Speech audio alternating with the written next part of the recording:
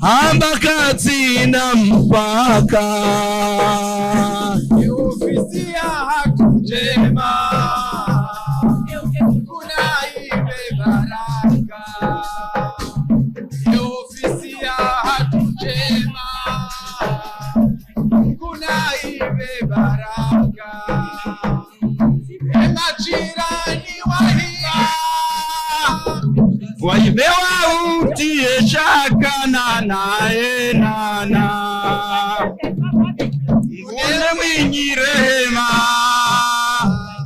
ambakati na mpaka irehema ambakati na mpaka Ngosha Angosha orambwe amleje ngosha orambwe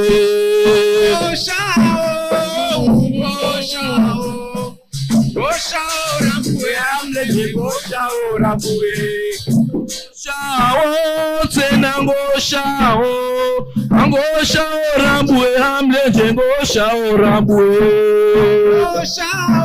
Zigelegele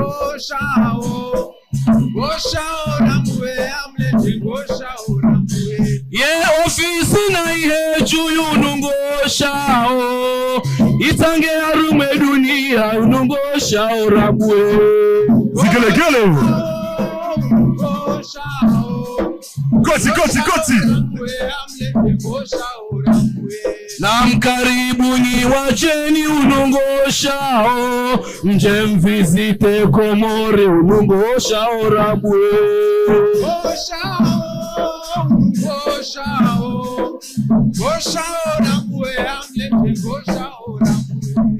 Na iwe ngoma na iwe leo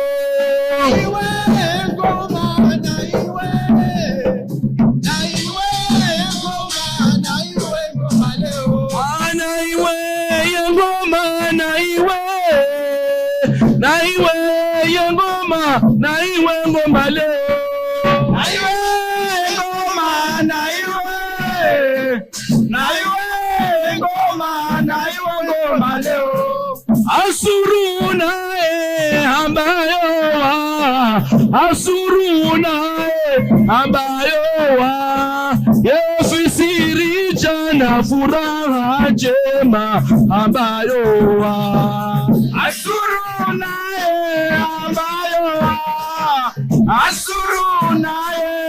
ambayowa Yofisiri jana furaha jema ambayowa Araisi watu azali baraka ambako moringa ihe ojuyu gaitina bidinga ijo utangaya ambayowa Asuruna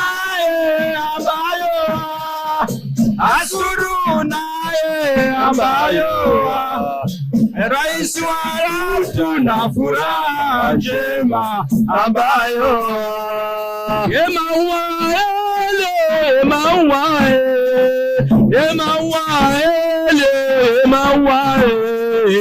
Emawa yati oyaleso emawa yeso mtalie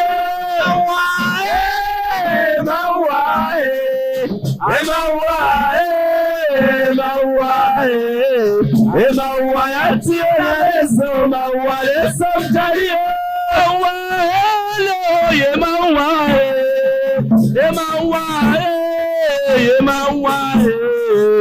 Emawa yati oyaleso yeso mtalie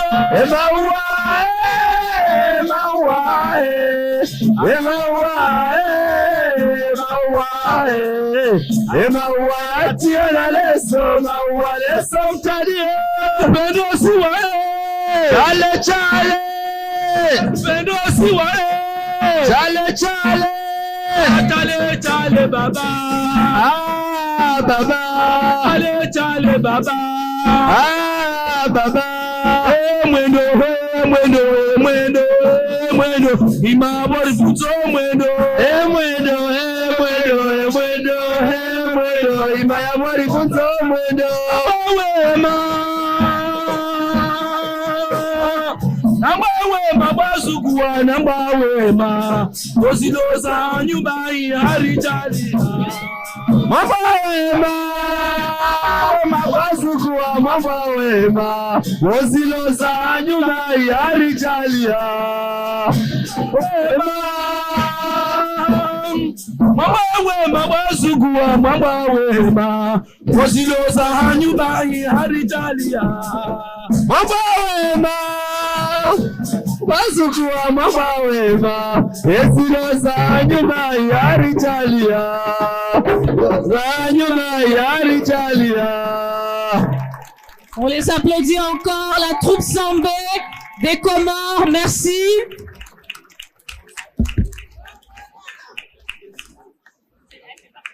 Alors on va passer donc on va poursuivre avec le dernier panel de cette convention. Notre panel qui s'intitule « Le Joker gagnant de la culture pour rendre la destination Afrique incontournable ».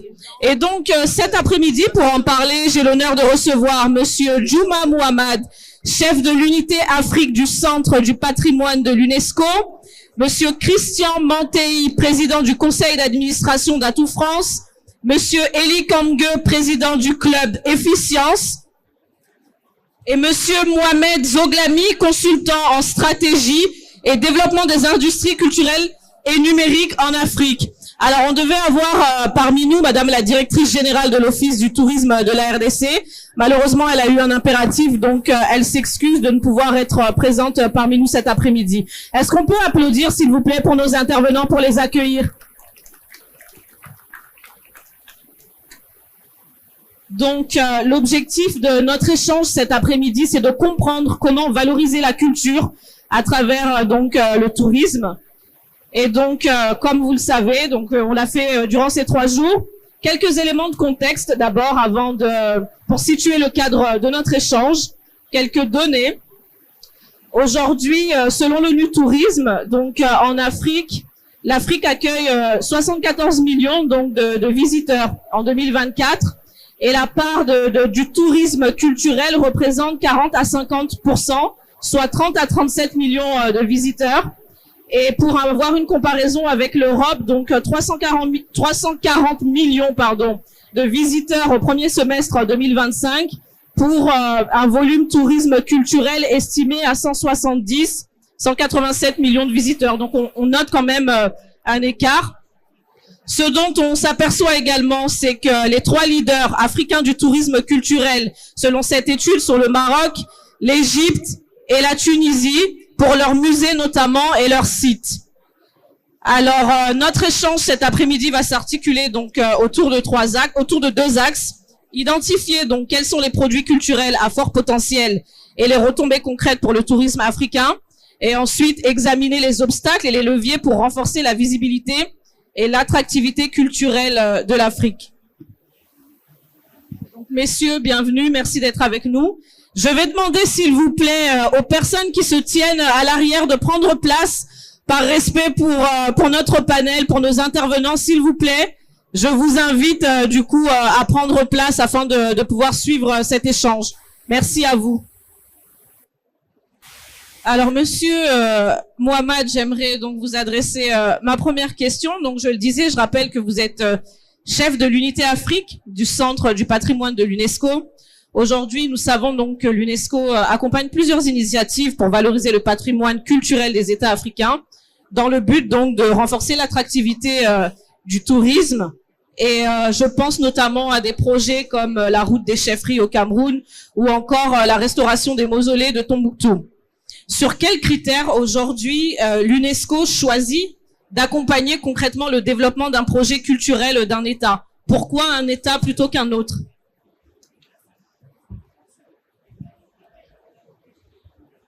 Merci beaucoup. D'abord, je voulais remercier l'organisation pour nous inviter UNESCO dans un événement très important.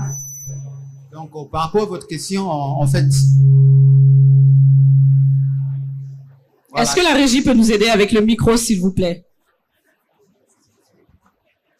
Voilà, comme vous l'avez dit, je suis Mohamed Jouma, chef d'unité Afrique.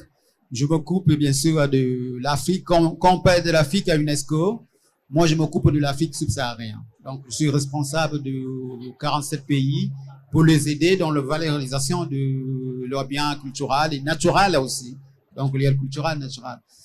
La question, c'est quels critères? En fait, le critère, c'est qu'un pays, c'est qu'on appelait les États parties, soient membres de l'UNESCO. Donc, tous les pays, si un pays est membre de l'UNESCO, le premier, mais en plus, s'il est signé la convention. Parce que nous, dans le domaine où je travaille, l'UNESCO travaille dans la culture, mais moi, je travaille spécifiquement dans le patrimoine mondial. Donc, pour s'occuper d'un pays qui est dans le patrimoine mondial, il faut que le pays signe la convention. C'est ce qu'on appelle la convention pour sauvegarder le patrimoine culturel et naturel. La convention de 1972. Donc, ça, c'est le premier critère. Donc, dès que les pays est signataire, donc, c'est l'obligation maintenant de l'UNESCO avec les autres États parties qui sont signés, parce que le but, c'est la convention, c'est la coopération internationale. Donc, nous, on aide tous les États parties qui sont signataires de cette convention-là, soit africains, soit européens. Moi, je m'occupe de l'Afrique, mais il y a mes collègues qui s'occupent des pays européens, les pays d'Asie, les pays de l'Amérique latine. Donc, le premier critère, c'est la signature de convention. Et en plus, dès que le pays est signé, on les aide pour identifier. Parce que le pays peut signer, par exemple, le Cameroun, le Sénégal, Libye, tous les pays peuvent signer, mais après, on les aide dans l'identification. Quels sont les biens qui méritent d'être le bien patrimoine valorisé au niveau mondial? Ça, il faut insister. Il y a les biens qui sont valorisés au niveau national, mais il y a aussi qui sont valorisés au niveau local. Donc, il y a au niveau local, national, international. Nous, UNESCO, on s'occupe, bien sûr. On les aide, les États parties, d'identifier tous les biens, mais on les aide pour identifier les biens qui sont dans le niveau mondial. Donc, ça, c'est le premier. Donc, on les aide pour identifier, mais en plus, on les aide pour labelliser. Parce qu'un bien, il peut être identifié, il peut être dans le registre du pays. Le pays, il peut avoir 15, 20 biens qui sont identifiés, mais c'est pas tous les biens qui sont identifiés soient rentrés dans le registre nomination de l'UNESCO. Donc, chaque année, l'UNESCO fait la nomination des biens qui sont dans le patrimoine mondial. Donc, on les identifie, mais on les aide aussi dans la nomination du patrimoine mondial. D'accord. Alors, vous avez évoqué un point, la labellisation, mais on reviendra dessus tout à l'heure parce que c'est un point que je souhaiterais qu'on puisse aussi approfondir. Et pour aller plus loin dans ma question, donc, la culture, c'est large. La culture, on a plusieurs segments. Selon vous, quels sont aujourd'hui donc les produits culturels africains, les différents segments de la culture qui gagneraient à être mieux valorisés dans les circuits touristiques? Moi, je pense tous. Parce qu'il y a le patrimoine naturel, les parcs, qui sont, bien sûr, depuis les périodes coloniales, et on connaît les grands parcs de Virunga, de Ngorongoro, tout ça, mais aussi les biens culturels. Donc, tous les biens africains qui sont riches pour l'identité africaine, pour aussi les coopérations. Aujourd'hui, les pays africains, ils nominent, ils inscrivent pas seulement les biens culturels, mais les biens aussi qui font partie de la culture africaine dans la décolonisation de l'Afrique. On a inscrit l'année dernière un bien qui est associé avec Mandela. C'est pas un bien qui fait l'historique, mais qui fait l'historique en Afrique, parce que ça fait partie des biens qui est associé avec l'indépendance des pays africains. Donc, tous les biens que les Africains s'identifient, soit naturel, culturel, ça fait partie de notre culture, ça fait partie de le bien. Donc, ça mérite d'être identifié, protégé et valorisé. Merci. Alors, je me tourne vers vous, Monsieur Mantei, parce que en France aujourd'hui, nous savons que la culture est au cœur du tourisme, notamment avec des monuments et des sites phares. Selon vous, quelles sont les bonnes questions que les États, les acteurs et opérateurs de tourisme doivent se poser avant de lancer ou développer un produit culturel pour attirer plus de visiteurs? D'abord, je suis très heureux d'être parmi vous, comme l'an dernier. Investir dans la culture, c'est investir dans le tourisme. Mais il faut investir dans une qualité de production assez élevée aujourd'hui dans la culture. C'est-à-dire qu'on peut avoir un petit musée à condition qu'on soit dans une grande qualité de muséographie. On peut faire des expositions à condition qu'on soit dans une grande qualité artistique du choix des... C'est vrai aussi pour la musique, c'est vrai pour tout. Donc, investir dans la culture, j'y tiens, c'est créer une attractivité très très forte du territoire, à la fois pour les habitants du pays, mais aussi pour les touristes et les investisseurs. Donc, nous, en France, c'est vrai, on a depuis très très longtemps, vous le savez, investi dans des grands musées, dans des plus petits musées, dans du patrimoine, des châteaux, dans le patrimoine immatériel, les festivals. C'est le pays qui soutient le plus les artistes. On a, en France, l'artiste a un statut. C'est pas le cas partout. Donc, on a cette chance. Pendant la période du Covid, de la pandémie, on a soutenu très fortement le tourisme à plusieurs dizaines de milliards, mais très fortement aussi la culture. Et pendant le confinement, la production se préparait, ce qui fait qu'en sortie de crise, on était prêt pour attirer avec des grandes expositions, par exemple, des concerts et tout ça.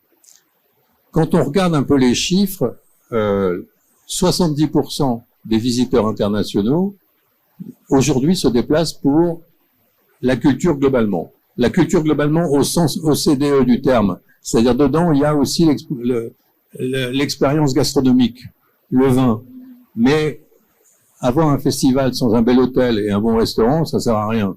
Les directeurs de festivals viennent souvent me voir en me disant, mais fais-nous un hôtel, est-ce qu'un chef peut venir s'installer? Donc c'est vous dire si tout est lié. Mais 70%, c'est énorme.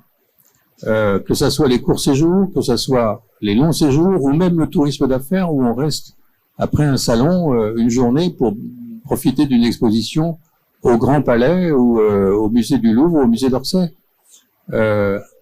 Précédemment, il y a 15 ans, il n'y avait que 50% des visiteurs internationaux qui venaient pour la culture. C'est dire si c'est essentiel. Et puis c'est évidemment la mise en valeur de l'histoire, du patrimoine, des langues. Et ça, c'est extrêmement important. Évidemment, le tourisme de mémoire, hein, on le sait, j'ai eu la chance de travailler au Bénin et on a beaucoup travaillé sur ces aspects. Et puis la restitution des œuvres avec l'exposition au Palais présidentiel et aussi l'art contemporain, parce que ce qu'on perçoit pas forcément bien au premier abord, c'est que l'art contemporain est très vivant, c'est le cas de le dire, dans les pays d'Afrique. Et il y a une création contemporaine très forte.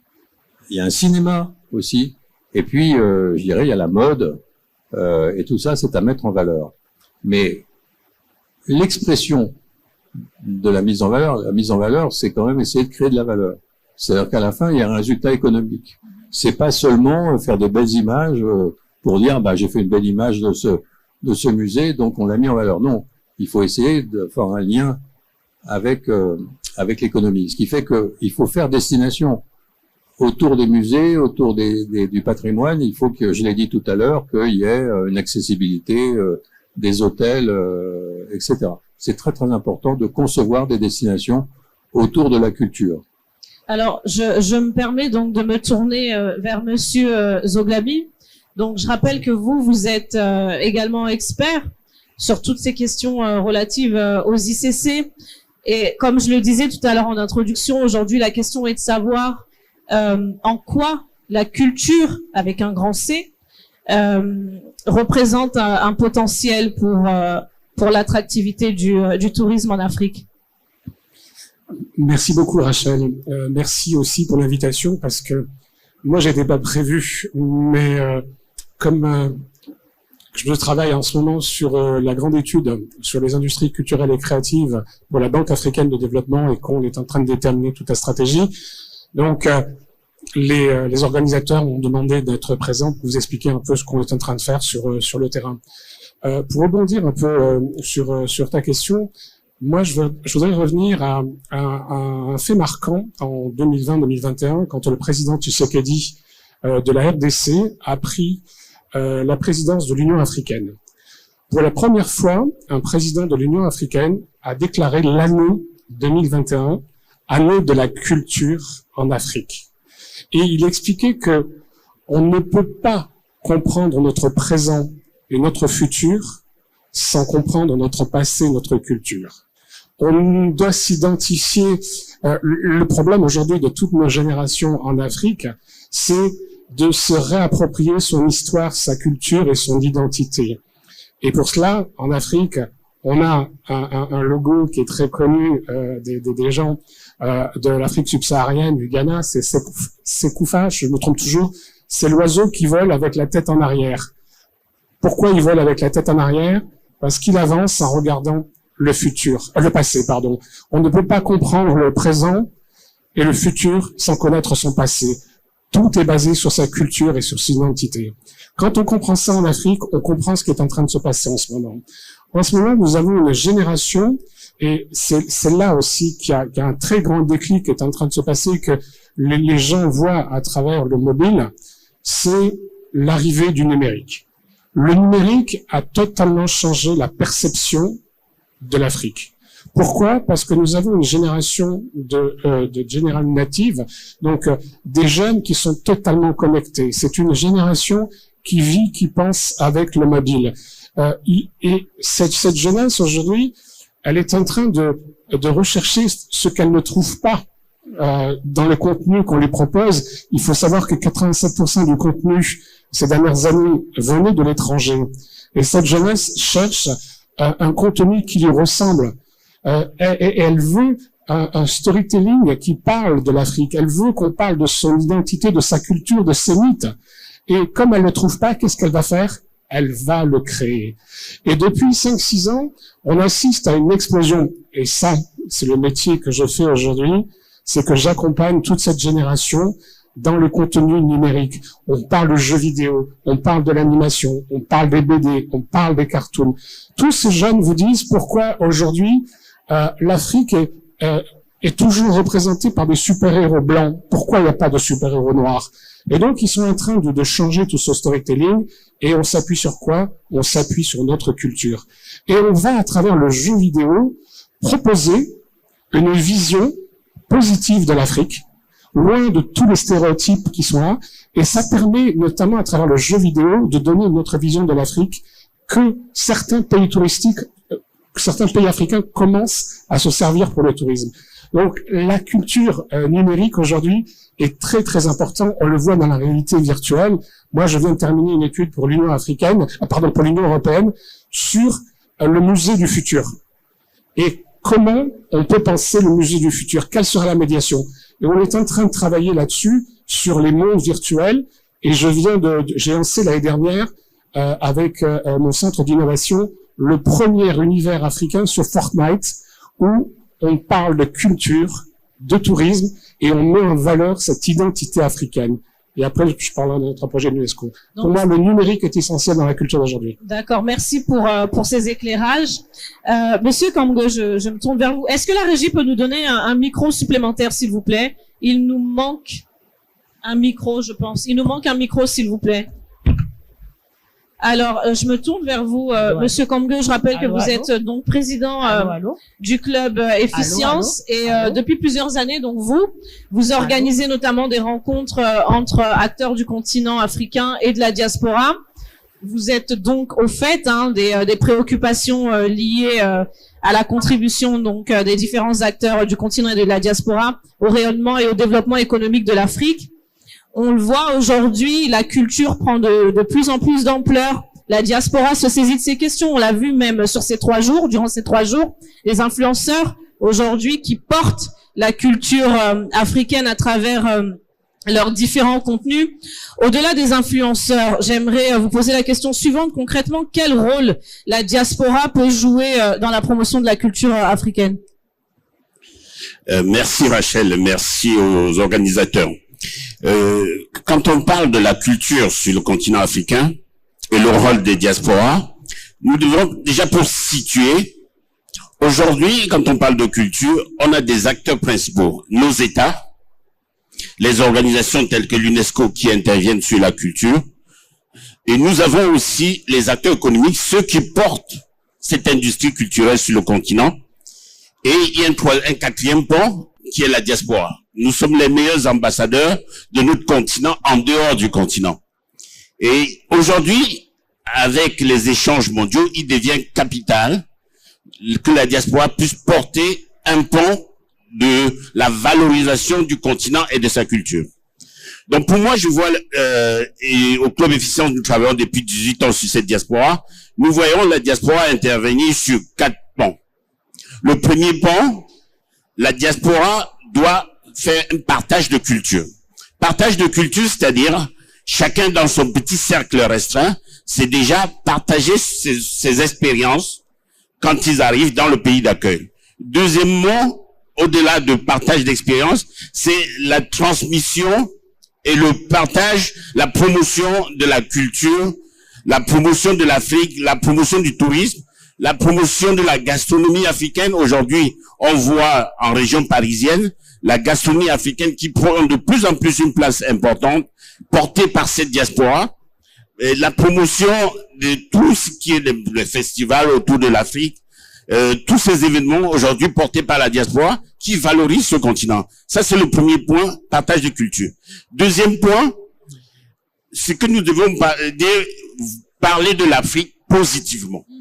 C'est notre rôle, notre responsabilité. Changer la narrative. Changer le narratif aujourd'hui, pas plutôt parler du misérabilisme, mais bien sûr que il y a des souffrances, mais il y a aussi des trains qui arrivent à l'heure. Et il faut parler de ces trains-là, et c'est aussi le rôle des diasporas. Aujourd'hui, les diasporas sur le continent, nous voyons certainement des difficultés, mais si les diasporas ne peuvent pas parler de ce qui va bien, c'est-à-dire, vous avez parlé tout à l'heure des influenceurs qui produisent des contenus pour valoriser soit des voyages découvertes, soit de la gastronomie découverte, personne ne le fera mieux que nous. Et nous avons coutume à dire, si vous ne pouvez pas valoriser l'Afrique, au moins ne la dénigrez pas, taisez-vous. Laissez l'Afrique se faire tranquillement. Et quand on a pensé cette partie sur la valorisation, le changement du narratif, il y a la partie aussi concernant tout ce qui est le maintien du lien. Dans les diasporas, nous sommes aujourd'hui à la deuxième et troisième génération. La deuxième et troisième génération qui sont nées dans les pays d'accueil ont eu très peu de liens avec le continent.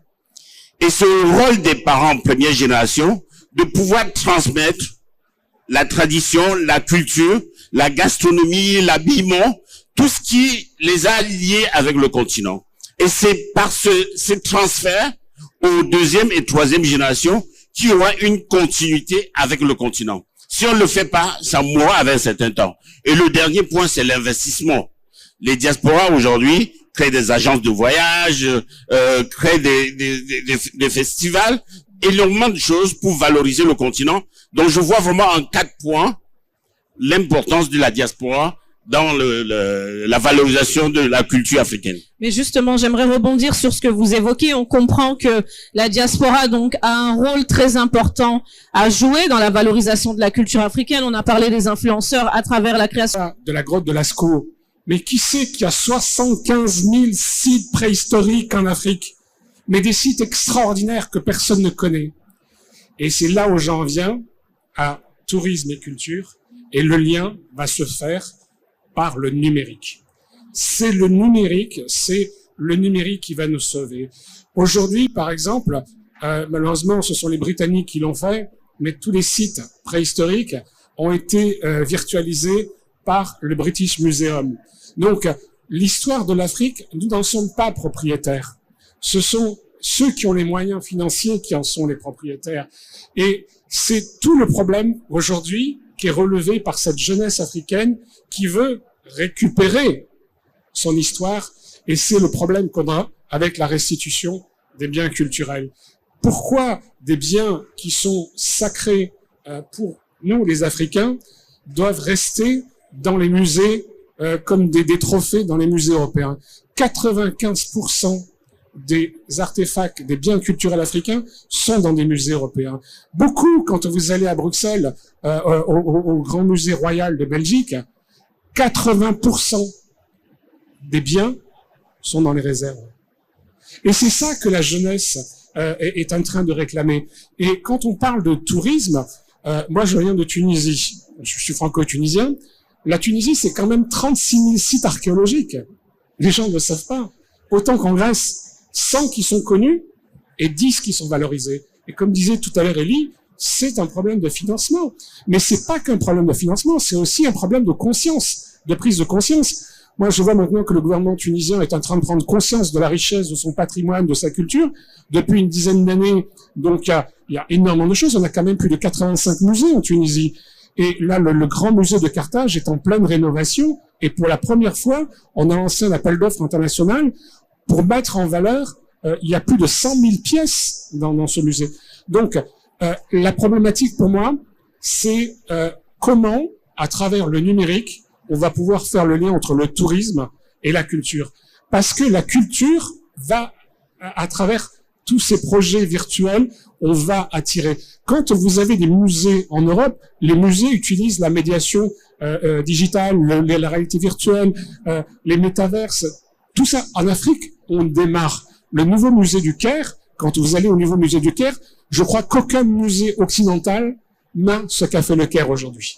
C'est incroyable. Et pourquoi on n'arrive pas à avoir des places pour entrer au musée du Caire? Non pas parce que c'est limité, si c'est limité, mais il y a tellement de demandes. Et quand vous allez sur les sites qui parlent du musée ou les grands influenceurs, vous voyez qu'aujourd'hui, l'Égypte a fait un pas extraordinaire dans l'intelligence artificielle au niveau du tourisme et de la culture qui n'existe rarement dans d'autres musées.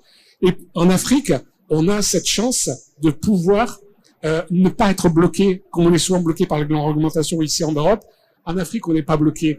En Afrique, le seul blocage que l'on a, c'est notre imaginaire. Et ça, c'est très, très important d'aller plus loin.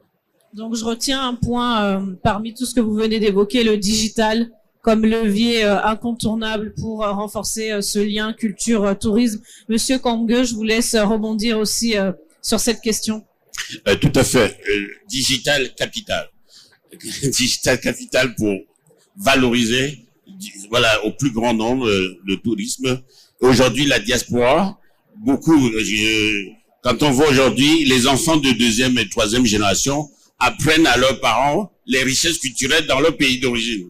Donc, c'est pour vous dire à quel point le digital est capital, parce que ces jeunes sont sur les réseaux sociaux ou bien suivent des influenceurs qui ont fait ces voyages découvertes, et c'est comme ça qu'ils apprennent encore à leurs parents les richesses culturelles qu'on trouve dans ces pays.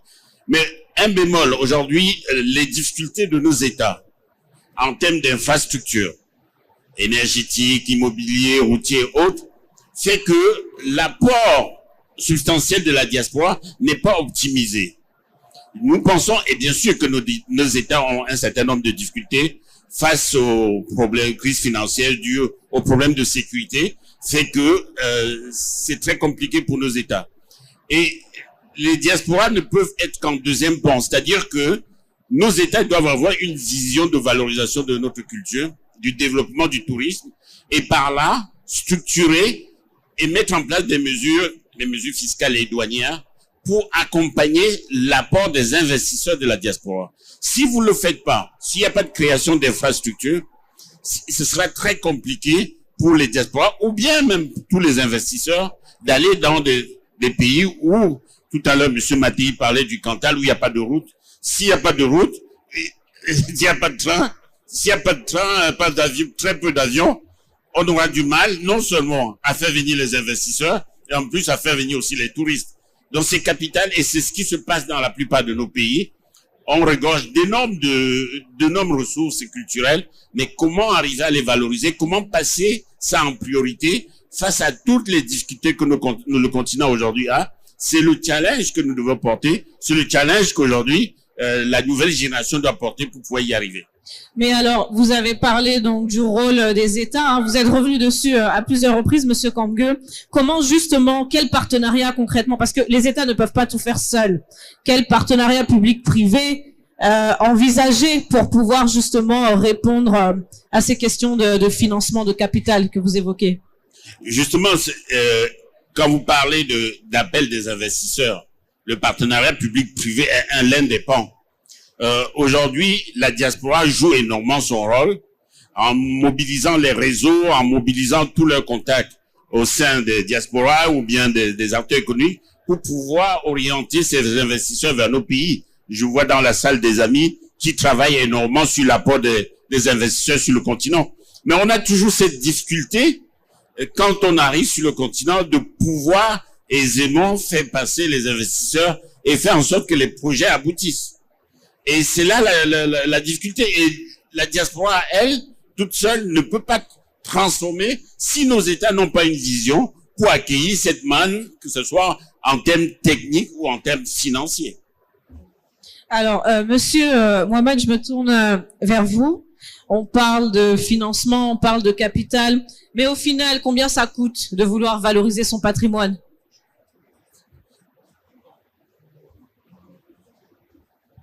Ça dépend, mais parce que bon, tu sais, le financement, ça suffit jamais. Bon, moi, je pense qu'il faut, comme on a parlé, il faut une stratégie de mise en valeur parce que on peut faire une petite chose, on peut faire une grande chose, ça dépend de le moyen qu'on a.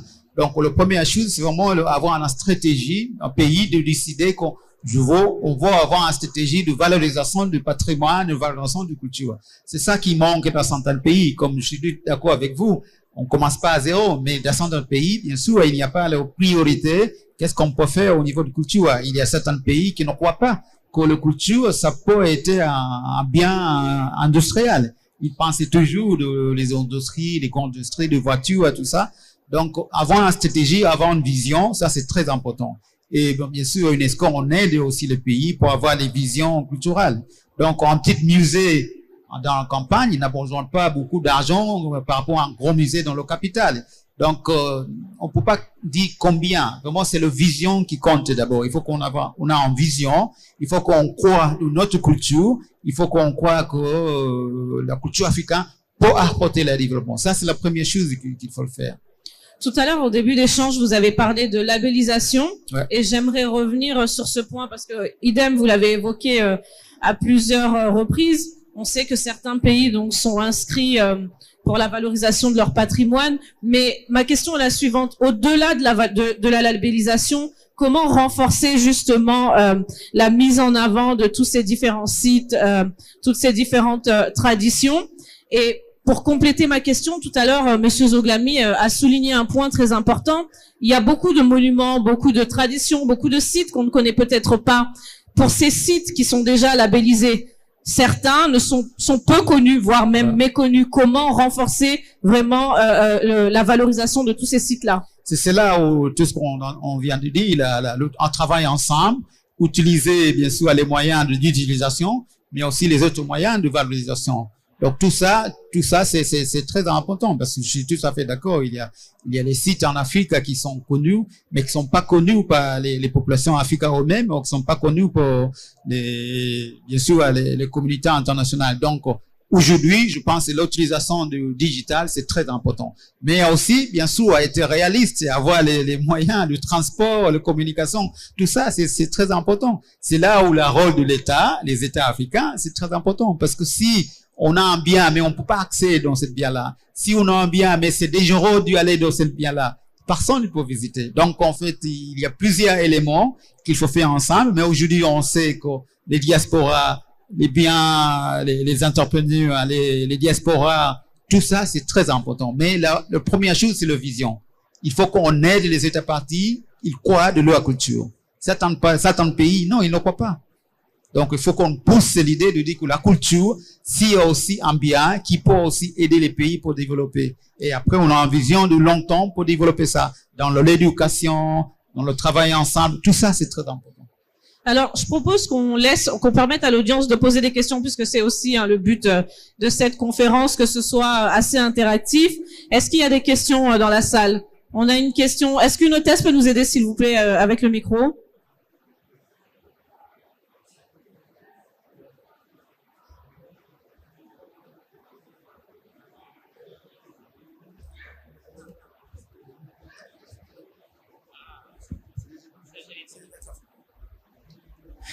Okay.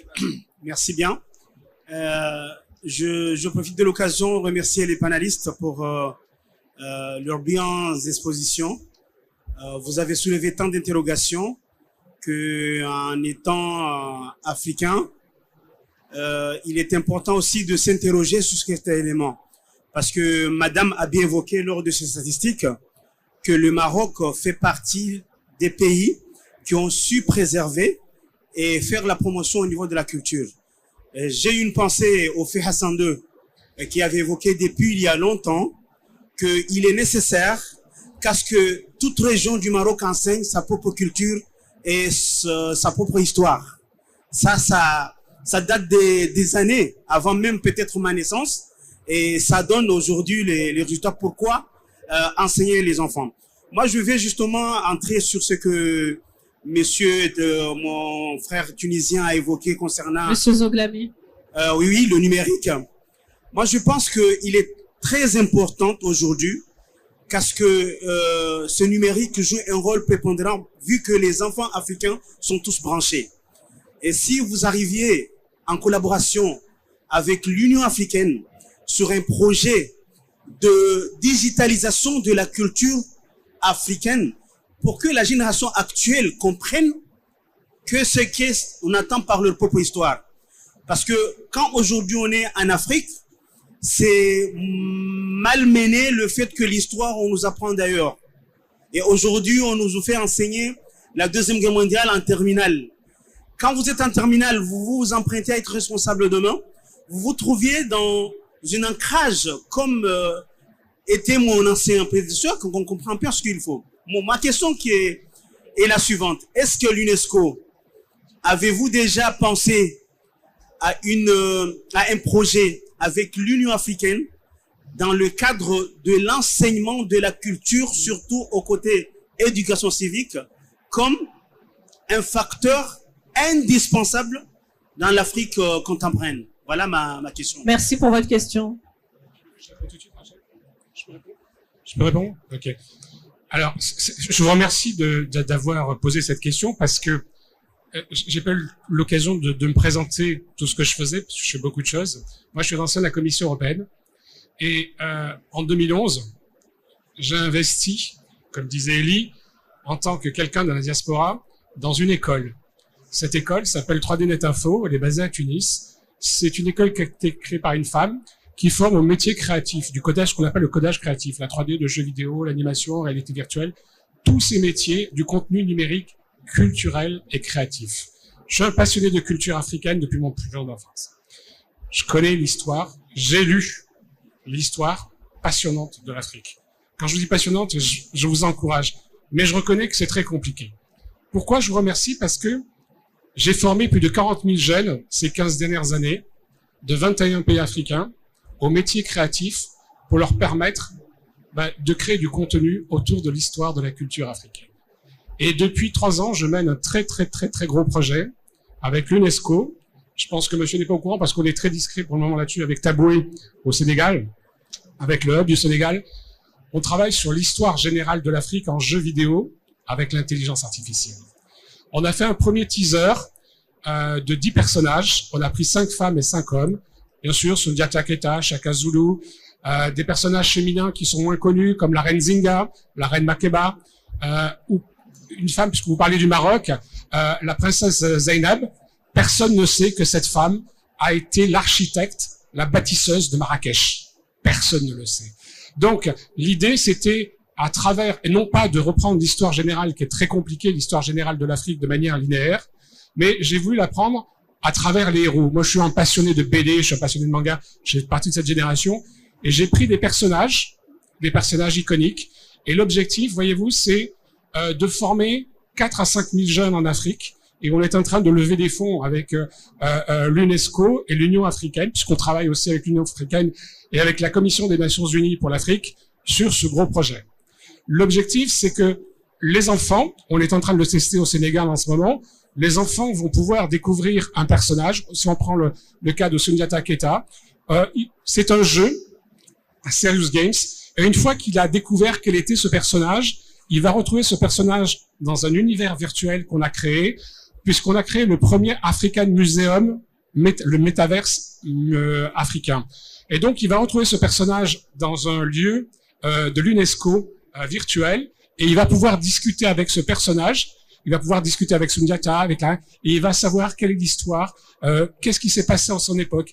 Et notre objectif aujourd'hui, c'est de pouvoir lever 10 millions pour former des tas de jeunes, parce que l'histoire de l'Afrique, comme disait tout à l'heure Elie, 54 États, mais c'est plus de 3000 cultures. Pour pouvoir le représenter, on a besoin de beaucoup de jeunes et de beaucoup de formations.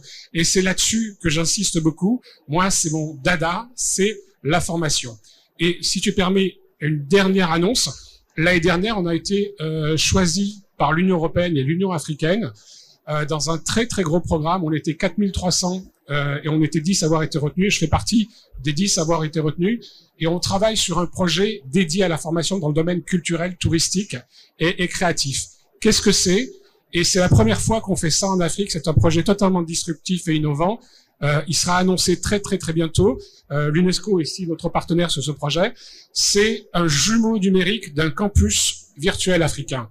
Aujourd'hui, il y a 300 millions de jeunes qui vont arriver sur le marché de l'éducation.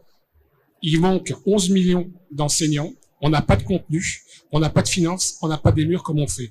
Donc l'idée, c'était de proposer un jumeau numérique d'un campus virtuel.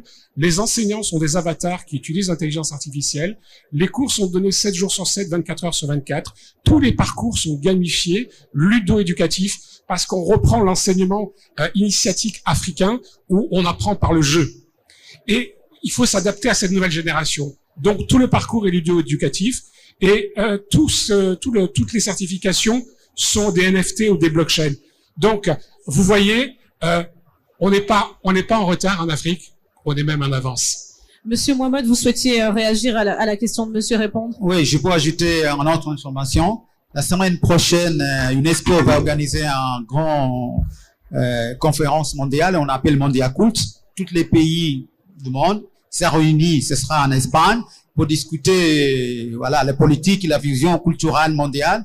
Donc, pendant cette conférence-là, UNESCO va lancer des musées virtuels. Donc, ces musées virtuels-là, tous les objets que vous travaillez, tous les objets qui sont dans le musée, mais qui sont pas aujourd'hui en Afrique, qui sont dans le monde et on va le voir virtuellement. Donc, ça, c'est une information que vous voulez voir la semaine prochaine.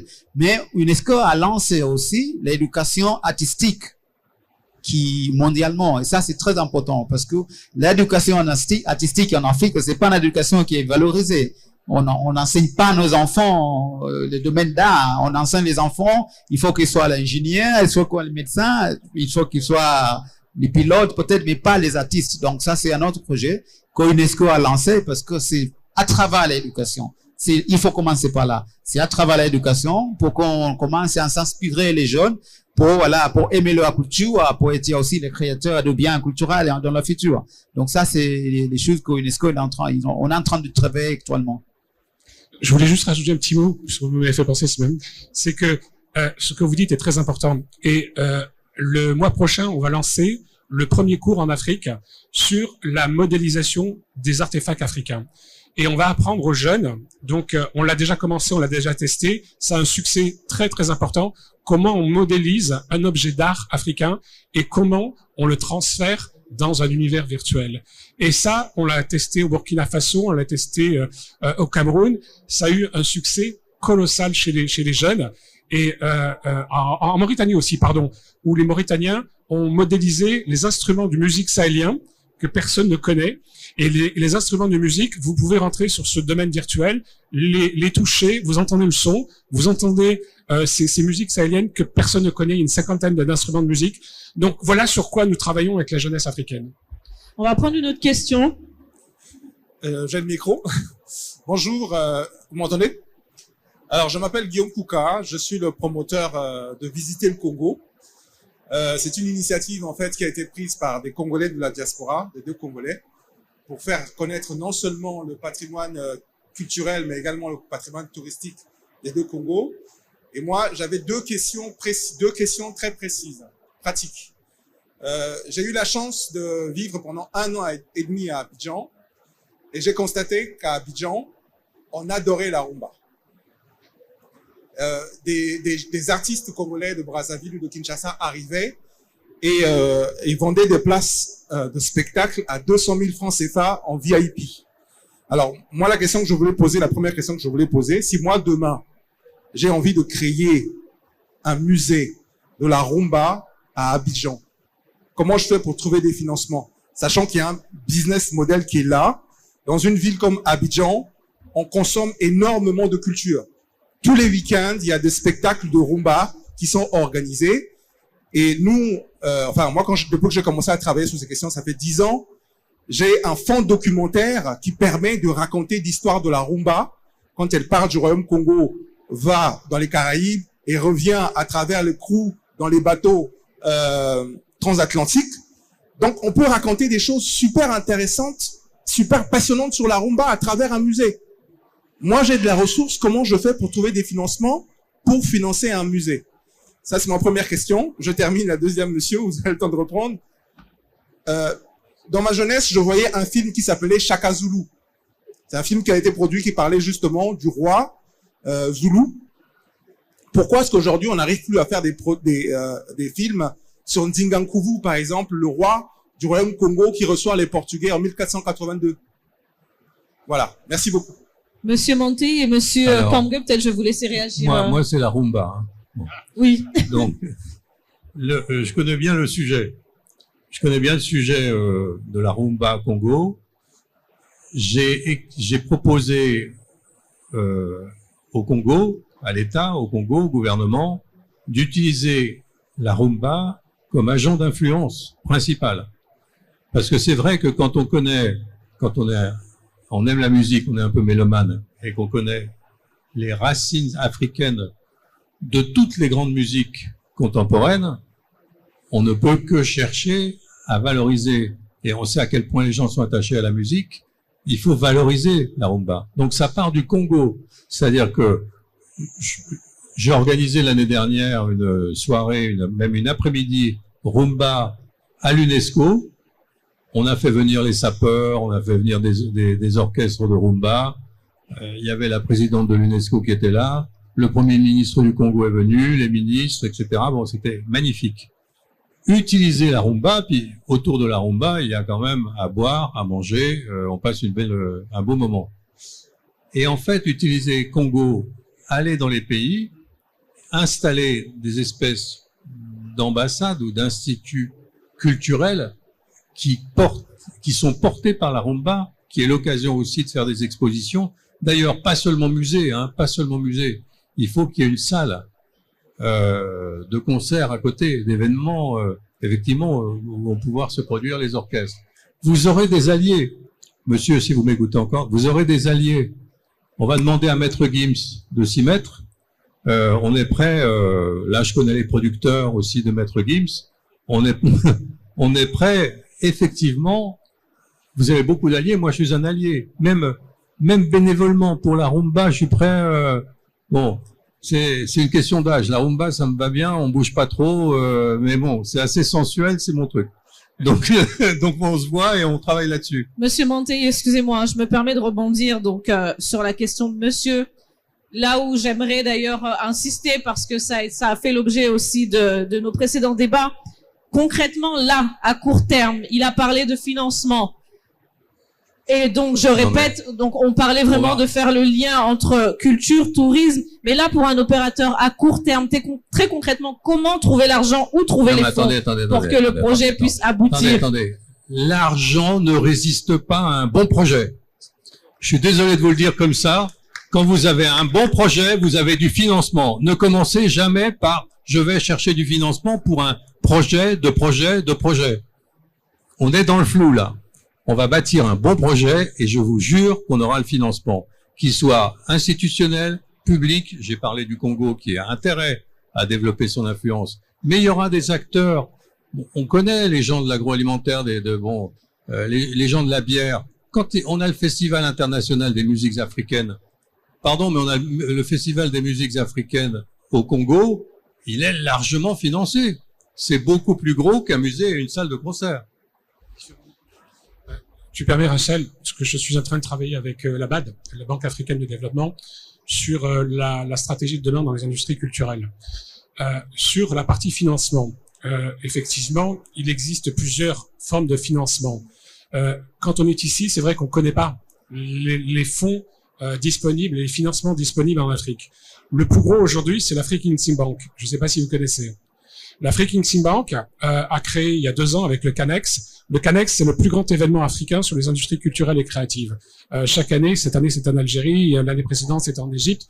Chaque année, on accueille 8000 personnes de la diaspora qui viennent de partout et des Africains spécialistes. Les financements, vous avez un fonds d'investissement qui a été créé sur les industries créatives de 2 milliards de l'African Exim Bank.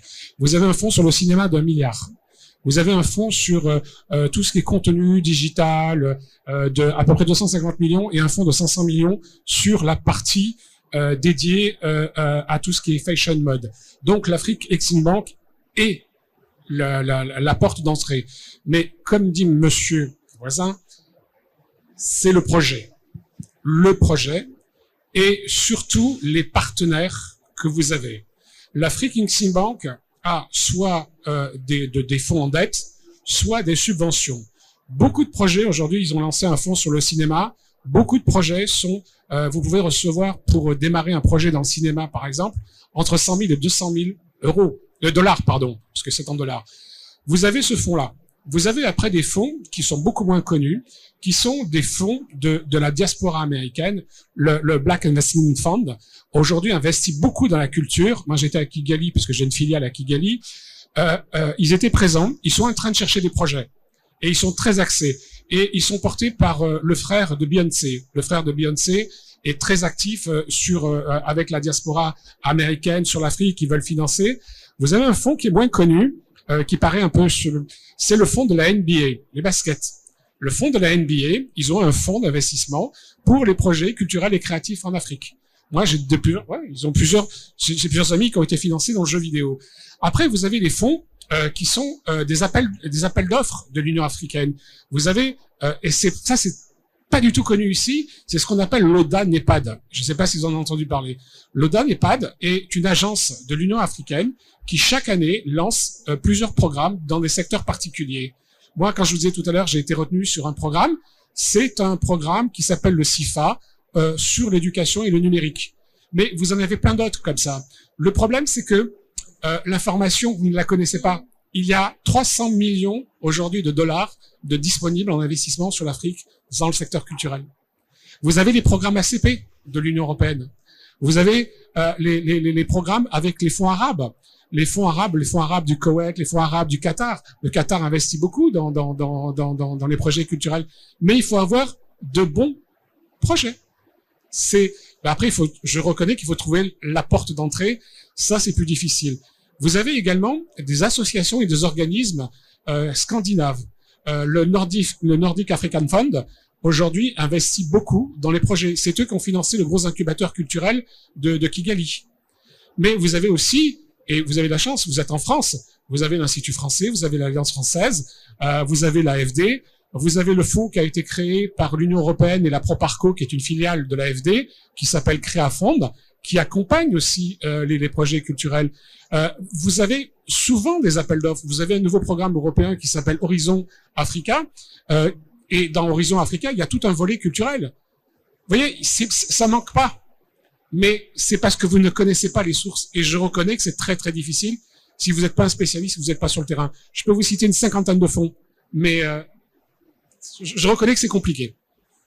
J'aimerais juste compléter, me tourner vers vous, Monsieur Kamgue. Tout à l'heure, on a parlé donc du rôle de la diaspora et toujours sur cette question des financements. Est-ce que concrètement la diaspora peut jouer un rôle justement pour attirer des financements? La diaspora le fait déjà à son niveau. La difficulté que nous avons, comme je vous disais, ça dépend des types et des tailles de projets. Quand on parle de tourisme, dans le tourisme, vous avez l'immobilier, vous avez l'agro-industrie, vous avez le transport, vous avez l'énergie. Mais certains, c'est de gros projets, et ça, c'est plutôt des projets étatiques, et ils demandent plutôt des gros fonds d'investissement. Vous avez, la diaspora intervient plutôt dans des tout petits projets, qui peut être créer un restaurant, qui peut être, ou participer ou être des actionnaires dans des gros projets. Et ensuite, vous avez tout ce qui est industrie, les industries créatives. Ça peut être un festival, ça peut être une exposition d'art, ce qui se fait couramment sur Paris, organisé par les diasporas, ou ça peut être des productions cinématographiques qui demandent beaucoup plus de fonds. Et là, cette fois-ci, ça sera plutôt des fonds d'investissement qui peuvent venir en aide. Mais la diaspora intervient beaucoup plus dans le financement des festivals ou bien des expositions d'art. Et c'est vraiment ce segment-là qui est beaucoup plus utilisé par la diaspora. On va poursuivre avec les questions parce que j'ai vu qu'il y avait d'autres questions derrière. Bonjour à tous. Moi, je m'appelle Landry Chapchet. Je suis à la tête au fait d'une structure de conciergerie. Excusez-moi, on vous entend pas très bien, monsieur. Bonjour, je m'appelle Landry Chapchet. Je suis à la tête d'une structure de conciergerie et je vous remercie encore pour ce débat. Ma question est la suivante. J'ai une conciergerie qui est basée en Côte d'Ivoire. Aujourd'hui, quand on parle de tourisme, on a beaucoup d'Africains en fait qui viennent en France, qui vont à Dubaï, qui un peu partout dans le monde. Par contre, qu'est-ce qui est fait pour pouvoir en fait pousser les Africains à pouvoir visiter d'autres pays africains, tout en sachant qu'aujourd'hui on est en train avec j'étais sur avec l'ONU Tourisme où je suis membre affilié. Du coup, on a appris qu'il y a beaucoup de pays africains qui sont en train d'ouvrir leurs frontières entre les pays africains pour ne plus avoir de visa. Donc souvent qui peut être un peu gênant. Maintenant, moi aujourd'hui, c'est comment est-ce qu'il y a avec l'Union africaine ou quelque chose qui puisse pousser un Camerounais pour aller au Rwanda, un Centrafricain pour aller peut-être en Namibie, voilà, découvrir déjà notre continent, comme on disait, connaître notre histoire. Parce qu'aujourd'hui, je pense que il y a aussi un problème en fait au niveau de se rendre dans certains pays où le trafic aérien est un peu complexe. On a tendance à faire du taxi, en fait, faire des stops, partir par exemple de Douala pour aller à Lagos, j'ai dû faire presque 7 heures de vol pour ça. Pourtant, c'est à 45 minutes d'avion. Je vous remercie. Qu'est-ce qui veut répondre? C'est un problème qu'on rencontre tous qui est compliqué parce qu'aujourd'hui, l'Union africaine a mis en place la ZLECA, la zone de libre-échange économique du continent, et quasiment tous les pays ont ratifié. Donc concrètement, on ne devait plus avoir de problèmes de visa, de problèmes administratifs. Et on devait pouvoir, mais les problèmes sécuritaires sont venus se rajouter, ce qui fait qu'un certain nombre de pays, même ayant signé ces accords, sont obligés de maintenir encore le visa, et ce qui freine l'élan des échanges entre les différents États. Et on observe aujourd'hui cette aberration où il est plus facile de faire Paris, Cameroun, que Cameroun-Rwanda directement. C'est vraiment des incompréhensions. Et aujourd'hui, l'Union africaine fait ce qu'elle peut pour pouvoir essayer de faire tomber ces difficultés. On a vu aussi les difficultés d'un certain nombre de chefs d'État. On a vu le cas au Gabon, où il a fait brandir la préférence nationale pour un certain nombre de secteurs d'activité qui compliquent les échanges justement entre les pays voisins. Et ça, c'est ce qu'on remarque très souvent. Donc, il y a une difficulté qui n'est pas la nôtre. Une fois de plus, c'est encore aux États d'y travailler. Les populations, aujourd'hui, on a une compagnie aérienne, l'une des rares, Askai, qui réglie beaucoup de capitales africaines. Et c'est particulièrement la seule qui relie les différentes capitales africaines. Mais il n'y en a pas tant que ça. Donc voilà, c'est un problème qui est au niveau des États et quelques gros industriels qui peuvent penser à des compagnies comme Askai qui puissent couvrir toute l'Afrique. Monsieur Mohamed, vous vouliez réagir? Bien sûr, il y a ce problème qui est au niveau étatique, qu'on peut pas le résoudre ici, mais il y a aussi un autre problème de formation. Ça veut dire que, est-ce qu'un Congolais savent qu'est-ce qui se passe en Tanzanie? Il y a peu de gens qui le savent. Donc, l'information, c'est très important que les gens savent qu'est-ce qui se passe en Afrique. Les gens, il faut que les Africains savent leur culture. C'est là aussi la digitalisation, c'est très important pour qu'on cette information-là soit donnée aux enfants aujourd'hui, aux jeunesses africains pour qu'ils savent c'est quoi l'Afrique, c'est quoi leur culture, où ils sont ces biens culturels que les Africains, il faut qu'ils le voient, soit ils voient pour le visiter, soit ils voient au niveau digital. Donc, l'information, la compréhension, tout ça, c'est aussi important. Mais qu'est-ce qui bloque tout justement l'accès à l'information? À quel niveau ça bloque?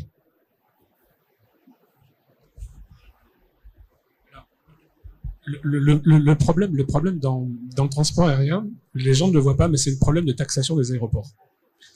C'est le problème numéro 1 aujourd'hui, c'est ce qui bloque les problématiques. Avant les problèmes de visa, avant le problème de passeport, c'est les taxations. Quand ici on a le réseau qui est fixé au niveau européen, on sait quelle est de la taxe, elle va pas varier. Le problème, c'est que du jour au lendemain en Afrique, et ça c'est une problématique, c'est une variable dans le budget, la taxe aéroportuaire peut changer. Et ça c'est un problème vraiment très très important. Deuxième problème, c'est un problème qui est lié, bien sûr, on l'a dit, à la formation, puisqu'on a très très peu de pilotes. Quand on prend une compagnie comme Air Sénégal, la moitié des pilotes sont africains, sont sénégalais, mais les autres sont de notre origine. Donc, ça aussi, c'est un problème. Le problème, c'est aussi un problème de financement. Le financement d'une compagnie aérienne, quand tu regardes les compagnies aériennes, toutes sont étatiques, mais elles ont des financements étrangers. Si tu prends Rwandair, le partenaire de Rwandair, c'est qui? C'est le Qatar. Quand tu prends ASKI, c'est qui? C'est la GACAN. Donc, c'est aussi un problème. Ça fait partie des priorités. On ne peut pas développer le tourisme sans avoir une compagnie aérienne. Et on l'a bien connu à l'époque avec Air Afrique. Donc, quand on a ouvert vraiment le continent au tourisme au début, avec Air Afrique, on l'a vu avec UTA, ça a été une ouverture. Mais après, ça a été un flop parce que chacun voulait la compagnie pour soi et la compagnie a coulé. Et je pense que si tu as les pays comme tout ce que tu citais tout à l'heure, le Maroc, la Tunisie et l'Égypte, pourquoi? Ils ont des compagnies aériennes très puissantes, il y a énormément de vols, tout est clair, il y a des aéroports, tu peux accueillir les gens, tu peux accueillir les infrastructures. Et c'est vrai que malheureusement, on fait une différenciation entre l'Afrique du Nord et l'Afrique subsaharienne. Donc, c'est vrai que le tourisme existe depuis les années 70 dans les pays d'Afrique du Nord. C'est vrai qu'il y a des sites archéologiques, c'est vrai que le patrimoine est mis en valeur, et autant on est passé d'un tourisme de masse, maintenant on arrive plus à un tourisme sélectif, à un tourisme durable et un tourisme donc vraiment de très haut niveau culturel, et c'est là où l'Afrique doit jouer. Et on le voit très bien avec le Rwanda, où le Rwanda a misé sur le soft power culturel, sur un tourisme d'élite, un tourisme qui est capable de payer beaucoup d'argent. C'est ce qu'on voit aussi au Bénin aujourd'hui avec la vision. Oui, le Bénin est une très très bonne vision. Moi, j'aime bien parce que c'est tout ce qui est tourisme mémorial. Donc, on crée des musées. Oui, je vais vous laisser parler. Sur le Bénin. Merci. Non, je veux pas te piquer le micro, mais non, mais sur le Bénin, comme j'ai réalisé le schéma de développement touristique, j'avais mis la culture au centre de tout. Évidemment, les œuvres restituées avec le musée d'Abomey, la valorisation de toute cette histoire, le vaudou évidemment extraordinaire. C'est juste une aparté sur le musée du vaudou, pourquoi j'adore. Parce que j'ai fait une conférence aux États-Unis il y a 2-3 ans, quand j'ai dit aux Américains que les zombies, parce qu'il y a toute une culture des films, des zombies, des émissions, tout ce qu'on voit, là, les feuilletons, que les zombies, c'était pas américain, mais c'était africain, que ça venait du Bénin et ça venait de RDC, ils sont tous tombés des nues. Et c'est pour ça que je suis content que ce musée existe, parce qu'on va rétablir la vérité. Merci. Donc, j'ai commencé par la culture. J'ai pas dit, on fait le tourisme pour le tourisme. On fait une offre culturelle de très haut niveau, de qualité, hommage à mon ami José Plia, d'ailleurs. J'ai une pensée pour lui, parce que c'est lui qui a fait tout ce travail, et malheureusement, il nous a quittés l'année dernière. C'était une grande douleur pour nous.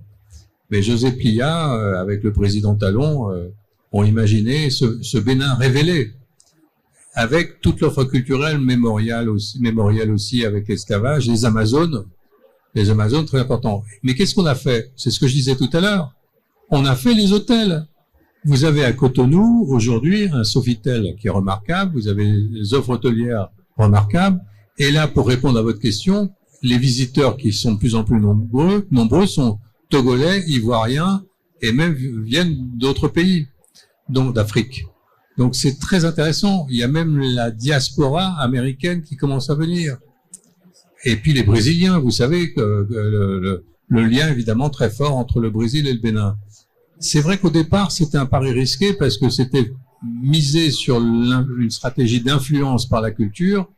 Et quand on fait l'offre touristique à côté, d'hébergement, accessibilité aérienne et toutes les activités de découverte, au Bénin, il y a des guides touristiques. Moi, je veux rendre hommage aux guides femmes et hommes qui sont des guides conférenciers remarquables.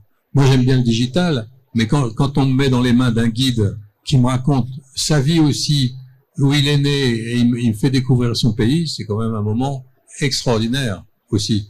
Donc, on peut réussir, mais il faut faire une destination avec la culture et le patrimoine au centre. On va prendre la question de madame. Bonjour à tous. Désolée, j'ai pas pu arriver plus tôt, donc j'ai raté certainement de très belles choses. Alors, moi, je voudrais juste vous dire que, pour moi, je dirais qu'il y a un problème de gouvernance dans nos pays africains. Donc, comme je suis africaine, je me permets de le dire à haute voix, à savoir que la culture n'est pas vraiment une priorité dans nos pays. Voilà, donc moi je viens d'Algérie, effectivement dernièrement il y a eu ce grand événement Afrique qui a eu un succès fou, et je suis une ancienne de l'Institut français, je travaillais dans le département Afrique en création, c'est-à-dire que nous avions des projets pour le développement de la culture en Afrique, du temps de Robert Lion et Olivier Poivre d'Arvor. Malheureusement, aujourd'hui, c'est du passé. Mais sincèrement, dans les instituts français, vous avez ce qu'on appelle les instituts culturels dans tous les pays. Et sincèrement, leurs actions sont intéressantes. Et ils aident au montage et au financement des projets. Tous les instituts français dans tous les pays sont vraiment au service de la culture et du développement durable dans le pays. Aujourd'hui, ce que je dis, c'est que vous avez les institutions africaines, je parle de Paris, vous avez plusieurs films sur l'Afrique, Mugamba actuellement, Les Portes du Paradis pour l'Éthiopie, enfin et deux autres. Et ces films, normalement, devraient être soutenus par les ambassades, les délégations à l'UNESCO, pour pousser un peu plus les communautés, mais aussi d'autres personnes, en faisant des projections privées, par exemple, en allant dans des banlieues, dans des centres culturels ou dans des mairies. Vous avez des festivals Lumière d'Afrique à Besançon qui fait un travail extraordinaire. Donc il y a aussi, pour les institutions politiques africaines, un engagement à mettre en place, ce qui n'est pas le cas aujourd'hui. Merci infiniment à tous. Merci. Alors, est-ce qu'on a une autre question? Monsieur, là, voulait poser une question. Allez-y. Après, il y avait le monsieur là qui voulait poser une question. Là. Bonjour. Oui. Alors, ma question s'adresse à monsieur Eddie Kangue. Monsieur Eddie, alors, est-ce que la diaspora est un vecteur d'échange culturel et de développement touristique? Vous faites un événement au mois d'octobre. J'aimerais bien que vous en disiez quelques mots. Merci. Merci, cher Emilien. Et bien évidemment, la diaspora est un vecteur d'échange culturel puisque de par ce brassage de population, on ramène avec nous notre culture et on partage cette culture avec les pays d'accueil. Et bien sûr, on invite ainsi les habitants des pays d'accueil à aller découvrir ce qui se passe chez nous. Naturellement, Efficience travaillant sur cette diaspora, nous avons pensé comment on pouvait s'appuyer sur le digital et valoriser cette culture différemment. Aujourd'hui, on est à la diaspora 2e et 3e génération. Beaucoup ne connaissent pas le continent africain et désirent de plus en plus consommer africain. On a les mêmes habitudes de consommation, que ce soit en termes alimentaires, vestimentaires, des œuvres d'art et autres. Et c'est ainsi que le Club Efficience a travaillé sur une marketplace orientée afro. Et cette marketplace qui permettra à tout consommateur ou tout producteur de venir vendre sur cette plateforme et en même temps pouvoir acheter sur la plateforme pour valoriser toute la culture africaine à travers sa gastronomie, à travers son art, à travers tout ce que nous pouvons faire, mais pas que les produits, mais aussi les prestataires. Vous pouvez chercher des experts de la communauté que vous ne pouvez pas trouver ailleurs. Cette plateforme se permettra de référencer ces experts et vous, si vous voulez rencontrer des experts dans du monde culturel ou bien dans l'investissement, vous aurez l'opportunité de les rencontrer sur cette plateforme dont retenez un seul nom, EFI Market, EFI avec 2 F. Et le lancement, c'est le 25 octobre à Pullman-Montparnasse. Merci. Le 25 octobre, EFI Market, retenez. Monsieur? Oui, bonjour, je m'appelle Abdoulaye Saya de Nguenar Voyage Libreville. Je vous remercie pour votre belle intervention. Je vais juste répéter une petite phrase peut-être d'un éminent intellectuel africain qui disait que la culture est au début et à la fin. Moi, j'allais dire de tout développement. Léopold Senghor, merci. Et je vais juste en fait aller droit au but comme les Marseillais. Vous parliez tout à l'heure de la diaspora, les opportunités de la diaspora. On sait qu'aujourd'hui, il y a une très belle diaspora dans le monde de toutes compétences. Et puis,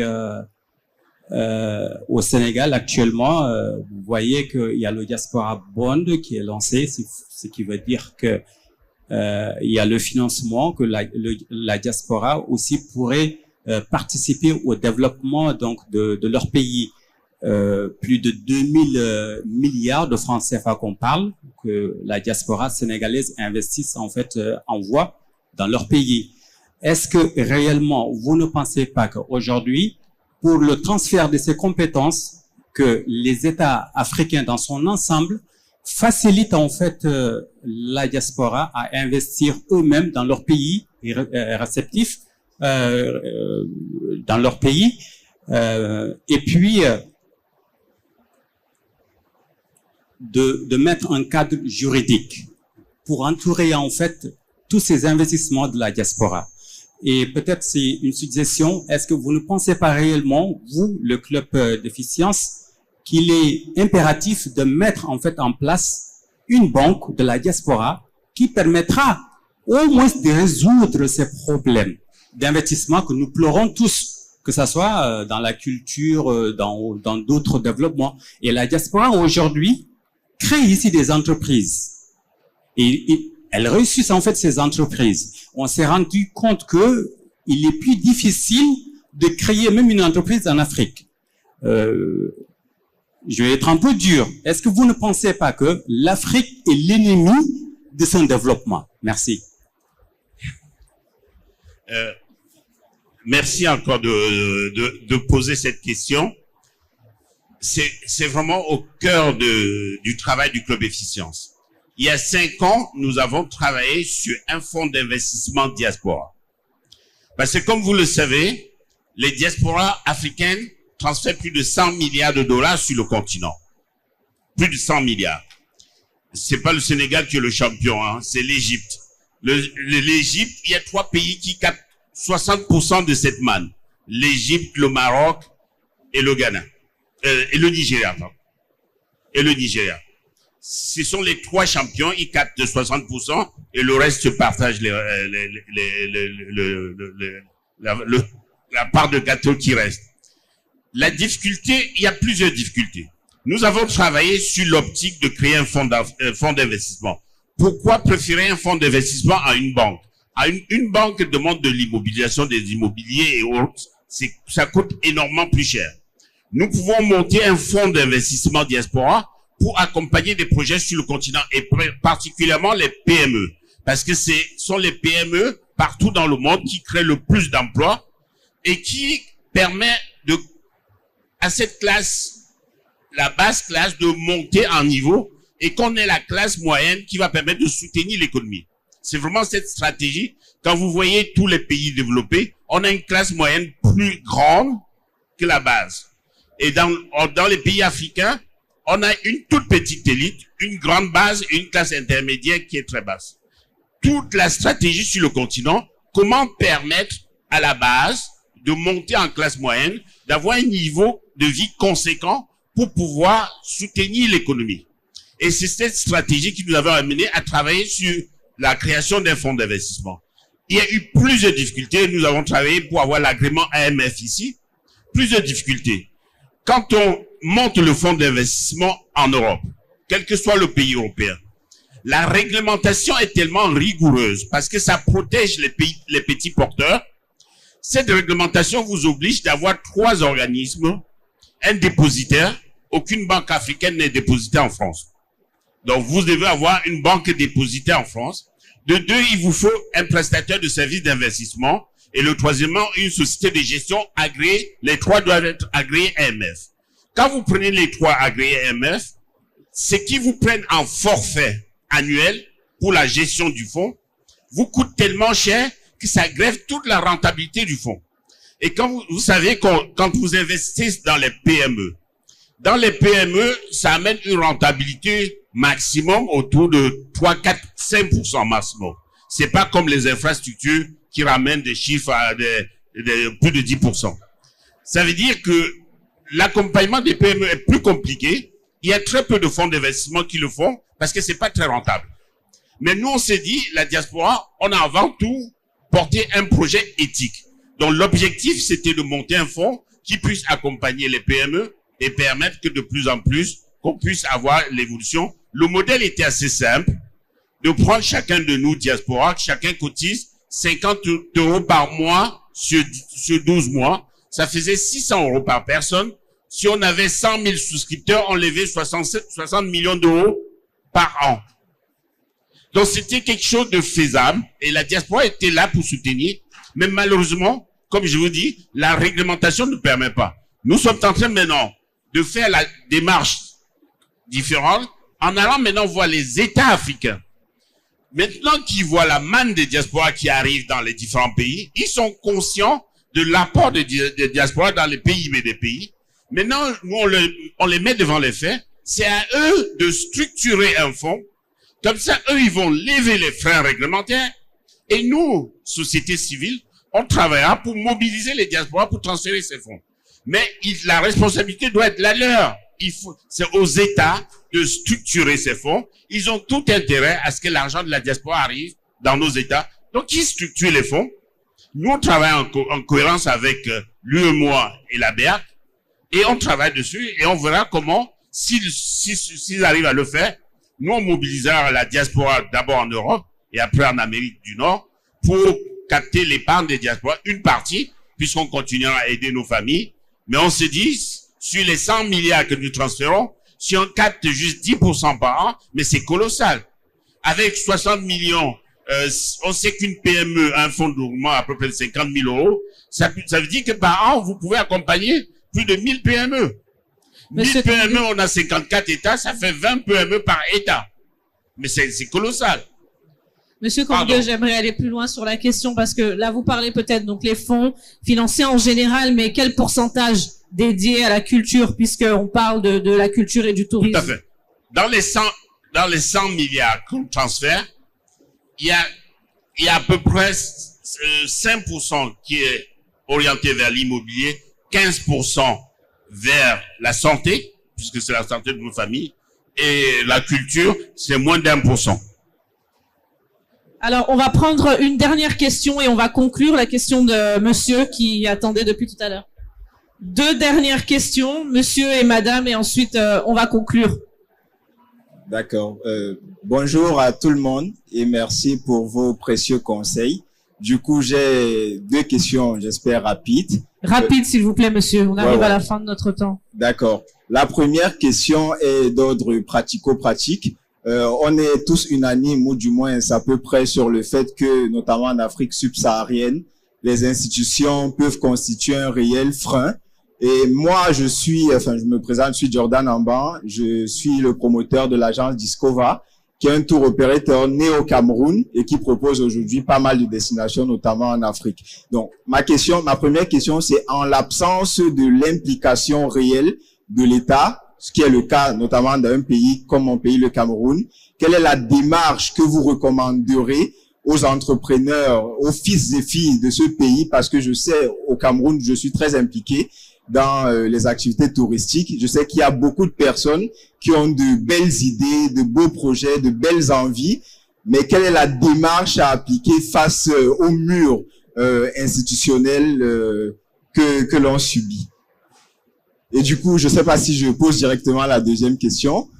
Voilà, la deuxième question, lorsque le monsieur parlait des banques, également dans la pratique de mon activité, l'un des plus gros freins que j'observe aujourd'hui ou que je vis aujourd'hui est au niveau bancaire, notamment au niveau continental, où une chose qu'on observe, c'est que on a un plafond de paiement, même pour les comptes entreprises, paiement en ligne de 1 million de francs CFA. C'est pratiquement 1500 euros. À peine 2 billets d'avion en basse saison et j'ai atteint mon plafond le premier jour du mois. Donc c'est très frustrant et je me demande comment faire face à de telles difficultés lorsqu'on propose quand même pas mal de destinations sur l'Afrique. Merci. D'accord.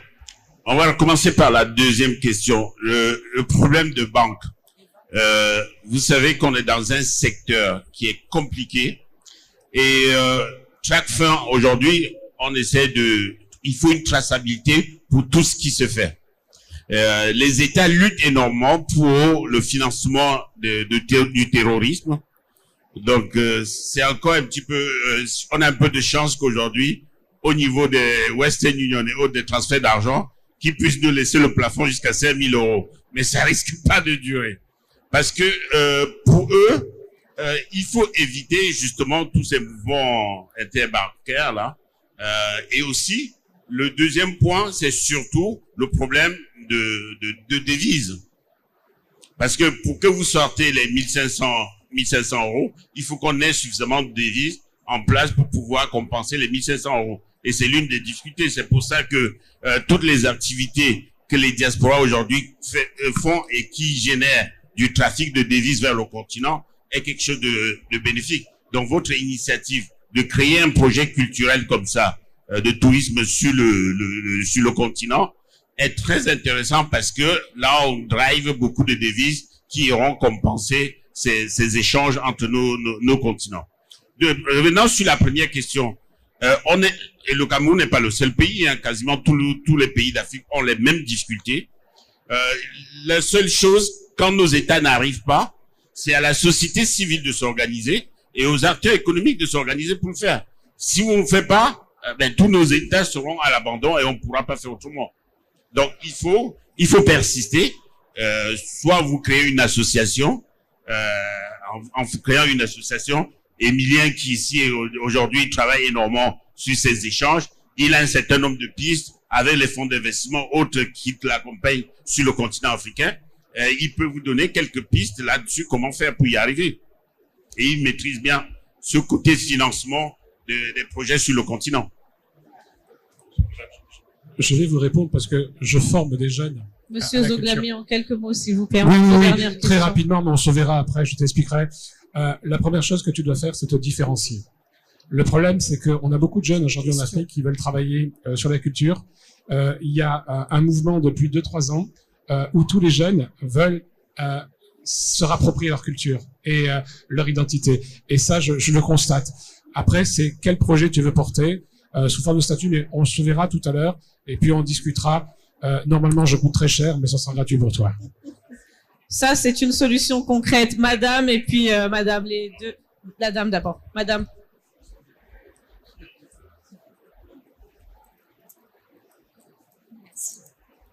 Bonjour. Merci pour vos interventions. C'était absolument passionnant. Alors, je suis Marie-Bernadette Hay. J'ai travaillé pendant plusieurs années, enfin, je suis dans l'enseignement universitaire, lycée professionnel. et j'ai travaillé dans l'industrie, notamment dans une très grande fonderie d'art, donc l'art me parle beaucoup.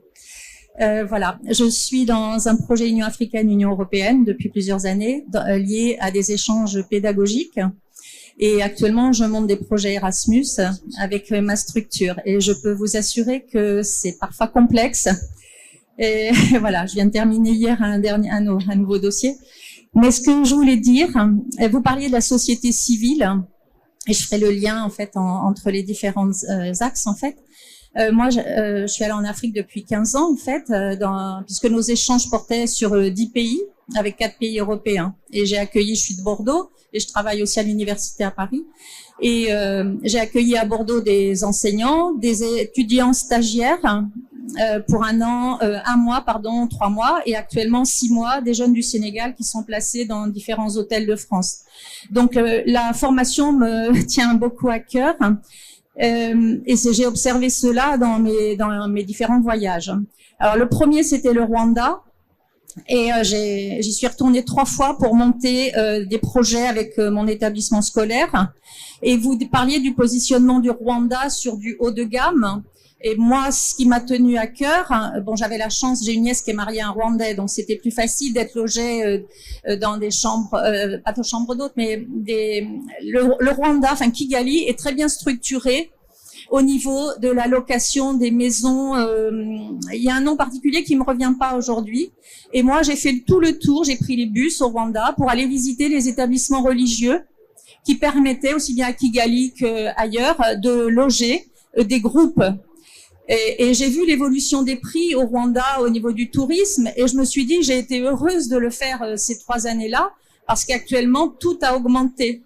Mais par contre, ce qui m'a émerveillée là-bas, c'était la structuration de l'offre, notamment dans Kigali, ou hors de Kigali, parce que c'était répertorié et que dans des grands hôtels, alors c'était pas le Marriott, j'arrive plus à retrouver le nom, dans le quartier des ambassades, ce superbe hôtel qui avait été décoré par une décoratrice qui est revenue de la diaspora.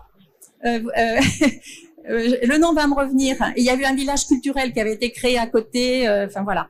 Et donc j'ai comparé cela quand je suis allée au Sénégal. Impossible de trouver un office de tourisme sur la place de l'Indépendance, etc. Donc c'est moi qui ai organisé mon périple avec un étudiant guide de l'école nationale hôtelière où j'avais été nommée. Voilà. Et c'est moi qui ai organisé le périple, et le guide après nous a accompagnés. Donc j'ai trouvé que là, ça pêchait. Au Gabon, pareil.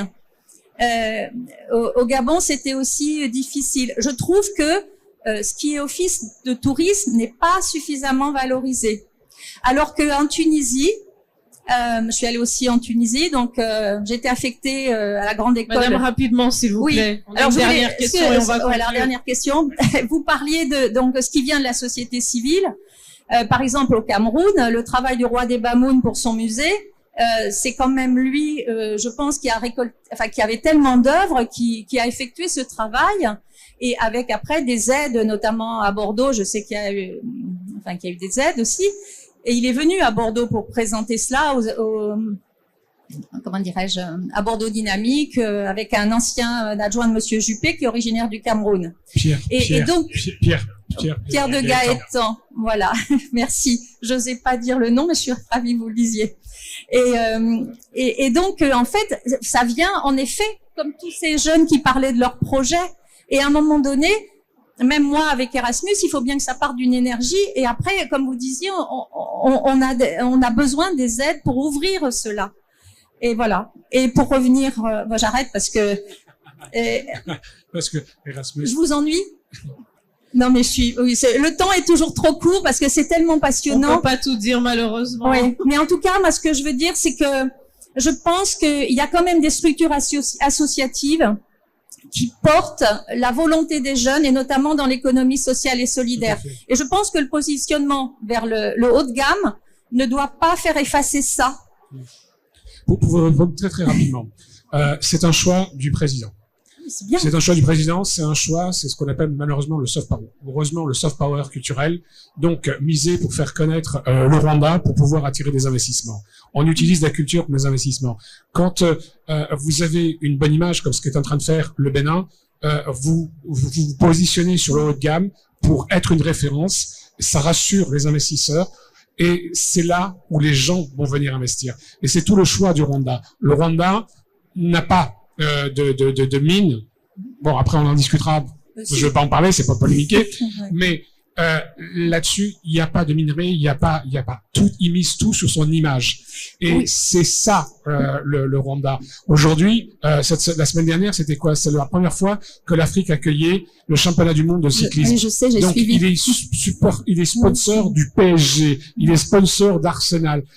C'est du sponsoring culturel, du sponsoring sportif, parce qu'il a besoin de donner une image positive après les massacres, après les émeutes. Et le président l'a fait à partir justement déjà avec le Convention Center, qui est basé aussi quand même J'ai une filiale à Kigali, je connais très très bien le problème, on en parlera. Oui, le problème, plaisir. c'est un choix présidentiel. Oui. Et c'est le président qui décide. Oui. Maintenant, vous voyez effectivement des associations qui arrivent avec notamment des soutiens scandinaves. Le dernier incubateur qui a été créé à Kigali a été créé par des financements suédois et finlandais, et on voit cet écosystème apparaître. J'arrête là, mais on en parlera. Merci, Monsieur Zogami. On va prendre la dernière question et on va conclure. Alors, merci à tous les intervenants. Bon, j'ai pas pu suivre malheureusement toutes vos discussions, donc je vais être très brève. Ma question est de savoir pourquoi il y a certains pays en Afrique aujourd'hui, Côte d'Ivoire, Sénégal, le Bénin, la Guinée, qui eux osent à miser sur le tourisme. On a encore beaucoup de pays qui sont, je vais prendre mon pays, le Togo, en exemple, qui sont encore timides. C'est un manque de confiance au niveau des installations. Qu'est-ce qui bloque? Pourquoi? C'est faux ce que vous dites sur le Togo. Non, c'est une question, c'est pour ça que je dis, c'est totalement faux sur le Togo. Vous avez une ministre qui est extraordinaire, donc du tourisme, qui est en train de faire des choses incroyables. Le problème, c'est que vous le voyez pas. Et ça, c'est le problème, c'est que vous avez une vision qui est tronquée. Parce que l'information ne vient pas du terrain, elle vient d'ici. Et donc, on parle de ce dont on a envie de parler. Quand je vous disais tout à l'heure que 85% de l'information vient de l'extérieur de l'Afrique, moi, je vous parlais de plein de projets que je mène au Togo avec la GIZ. Par exemple, on a monté Togo Immersive. Si vous voulez découvrir les plus beaux territoires du Togo, vous allez sur Creative Togo et vous allez avoir tous les sites. Et ça, on n'en a pas parlé, dommage, tout à l'heure sur l'UNESCO, parce que vous avez des sites qui sont en érosion, des sites à l'extérieur qui perdurent. Donc, on les met sous forme virtuelle. Et on développe donc toute une industrie autour. Et Togo Creative est très très très vue à l'extérieur, notamment par les communautés togolaises aux États-Unis, au Canada, en Europe. Il existe des choses. Il y a des incubateurs. Il y a 3 incubateurs culturels au Togo qui travaillent. Il y a beaucoup d'associations. On travaille beaucoup aussi sur avec l'Allemagne sur la présence allemande. Donc ça, on n'en parle pas, mais la présence allemande. Et il y a tous les financements qui sont en train de se mettre en place avec la GIZ, la KfW. Il y a beaucoup de projets, mais vous n'entendez pas parler. Malheureusement, c'est ça. Donc on revient sur ce volet information. Il y a un problème au niveau de l'information, de la communication. C'est essentiel. Quand moi, je dis toujours dans mes conférences, quand tu vas en Afrique et que tu es dans une salle d'aéroport, dans la salle d'embarquement, que toutes les chaînes, c'est France 24 et qu'il n'y a pas une chaîne africaine, que ton président est obligé de se présenter sur France 24 pour annoncer les dernières décisions, c'est qu'il y a un problème quelque part. Merci. Alors, on va conclure avec une dernière question. Vous avez évoqué beaucoup de choses. On a parlé en première partie de l'échange du potentiel de la culture dans le secteur du tourisme. On a parlé des différents leviers, des freins, etc. On a eu beaucoup de questions de personnes ici, des opérateurs de tourisme notamment. Qu'est-ce qu'il faut concrètement retenir en quelques mots de cet échange et surtout quels conseils vous donneriez encore une fois, des conseils concrets, des solutions concrètes là à mettre en place à court terme pour pouvoir, comme je le disais en début, vraiment renforcer ce lien entre culture et tourisme. Je vais commencer avec vous, Monsieur Mohamed. Quand on voit le problème de l'information, c'est très important parce que si on n'a pas les bonnes informations, on ne peut pas réagir. Ça, c'est un problème. Mais bon, je sais, on veut toujours avoir les solutions du court terme, mais il faut aussi regarder longtemps. C'est la formation des jeunesses africaines. Et là, on revient aussi à la digitalisation. C'est former les jeunesses, c'est les informer. C'est là. Il faut commencer à former la base. Si la base n'est pas solide, on aura toujours les court terme, on n'arrive pas. Donc, il faut former les jeunesses. Il faut former à l'école et à l'université. pour que les jeunes Africains comprennent leur culture, les diasporas, les Africains qui sont en Afrique, il faut pousser. Bien sûr, comme on a dit, l'Afrique ne commence pas à zéro. Il y a la difficulté aujourd'hui, mais il y a les choses qui changent en Afrique. Donc, ces coopérations-là entre les États partis, les diasporas avec les sociétés civiles, il faut pousser. Il faut continuer à pousser. Investir davantage dans la formation. Monsieur Monté, quelle est votre contribution sur cette question? Encore une fois, on a de très bons exemples de réussite en Afrique, quelquefois dans des micro-territoires. On en a évidemment en France. Partageons, on se retrouve, on fait des laboratoires d'échange et de coproduction et on va pouvoir développer. Monsieur Kangue. Comme je le disais tout à l'heure, la diaspora sont les meilleurs ambassadeurs du continent africain. Partout où nous sommes, il faut valoriser ce continent. Si vous ne pouvez pas dire du bien de l'Afrique, alors ne dites pas du mal de l'Afrique. Laissez l'Afrique se développer tranquillement sans vous. Mais l'Afrique se développera. Deuxième point, il faut absolument qu'on travaille la transmission aux générations d'après. Deuxième et troisième génération, c'est important de les inculquer notre culture. Aujourd'hui, il se pose un problème en France. Depuis 2000, pas un problème, un constat. Depuis 2024, le nombre d'enfants nés en France, issus de parents immigrés, est devenu supérieur au nombre d'immigrés qui arrivent chaque année en France. C'est la première fois dans l'histoire qu'on a eu ce bascule-là. Le nombre d'enfants ici est supérieur. Donc ça veut dire qu'il faut qu'on change notre discours vis-à-vis de ces deuxième et troisième générations. Ils n'iront pas certainement en Afrique pour y vivre, mais ils travailleront, ils continueront à travailler, à valoriser l'Afrique. Donc nos États, et c'est ce que le Club Efficience essaie de faire auprès des États, changeons le paradigme, changeons notre façon de parler. Il faut pas les demander rentrez vivre, mais apporter, qu'est-ce que vous pouvez nous apporter en termes techniques, en termes ressources humaines et en termes financiers. Et ça, pour ça, ils sont disposés, puisque les deuxième, troisième générations continuent à transférer beaucoup d'argent sur le continent, alors que leurs parents sont en Europe, et bientôt leurs grands-parents aussi seront en Europe. Donc, il faut absolument que nous travaillons pour qu'il n'y ait pas cette scission, cette coupure entre les deuxième, troisième générations avec le continent. C'est capital. La transmission, changer le narratif. Monsieur Zoglabi, le mot de la fin. Le mot de la fin, moi, je vais reprendre un peu ce que disait Elie, c'est mon credo depuis maintenant plus de 20 ans. 35 ans que je travaille sur l'Afrique, mais depuis 20 ans vraiment sur les industries créatives et culturelles, c'est la transmission, c'est l'éducation. Et je vais vous donner simplement un exemple. Le dernier exemple, il date de 3 semaines. Je travaille beaucoup sur les mangas, parce que les gens ne le savent pas, mais les jeunes Africains sont friands de mangas. Vous avez des mangas africains. Et j'ai eu le plaisir d'envoyer des jeunes au Japon lors du sommet le forum Japon-Afrique. Et mes jeunes ont été accueillis, mais vraiment d'une manière extraordinaire par les Japonais, par les maisons d'édition japonaises de manga. J'ai eu les gamins au téléphone, j'en pleure encore, tellement qu'ils étaient contents de cette reconnaissance. Et ils ont pu exposer la vision de la jeunesse africaine à travers les mangas. Et les Japonais étaient très curieux. Et figurez-vous que le jeune va être édité par l'une des plus grandes maisons de manga. Je le mettrai sur LinkedIn et je le mettrai sur les réseaux. D'ailleurs, quand vous cherchez mon nom, vous allez voir un peu le gamin tellement qu'il est content. Mais pour moi, c'est ça. C'est qu'il donne une nouvelle image de l'Afrique, une image positive. Et il s'inspire de son histoire, de sa culture, en la mélangeant à une culture mondiale, internationale, qui est la culture donc des mangas, des animes. Et j'en ai 2 autres qui bientôt vont aussi, dans le cadre du jeu vidéo, partir. J'en ai un qui part cette semaine, un jeune Sénégalais, qui est un spécialiste du cinéma et de l'IA, de l'intelligence artificielle à travers le cinéma. Son film sur l'histoire de Tiaoré, donc du massacre de Tiaoré, a été retenu et il va présenter son film au festival de l'IA au Japon. Pour moi, c'est ça. Moi, je peux mourir tranquille maintenant, je sais ce que j'ai fait. Merci, messieurs. On peut les applaudir. Applaudissements pour nos intervenants. Merci pour cet échange de qualité, tous vos éclairages. Alors, ne partez pas. On va faire la photo de famille avant de se quitter.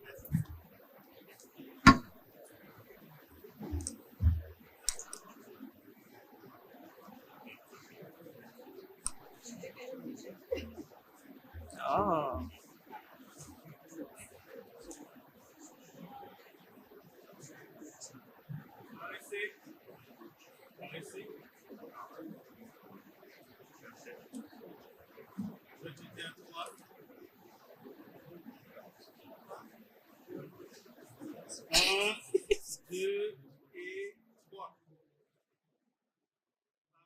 Merci.